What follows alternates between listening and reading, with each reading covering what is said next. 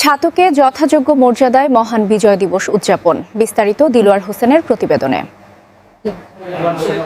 সুনামগঞ্জের ছাতকে উপজেলা প্রশাসনের উদ্যোগে দিনব্যাপী নানা কর্মসূচির মধ্য দিয়ে যথাযোগ্য মর্যাদায় পালিত হয়েছে মহান বিজয় দিবস।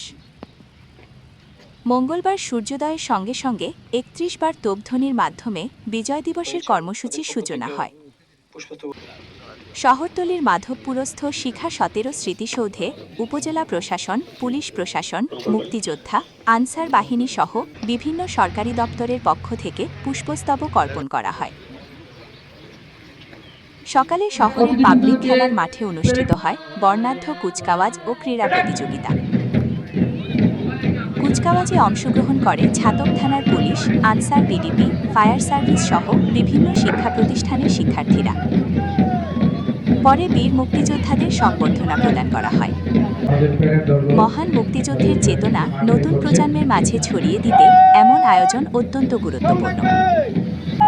সংবর্ধনা অনুষ্ঠানে সভাপতিত্ব করেন উপজেলা নির্বাহী কর্মকর্তা ডিপ্লোমেসি চাকমা। অনুষ্ঠানে উপস্থিত ছিলেন উপজেলা প্রশাসন, পুলিশ প্রশাসন, বিভিন্ন দপ্তরের কর্মকর্তা এবং স্থানীয় সাংবাদিকরা।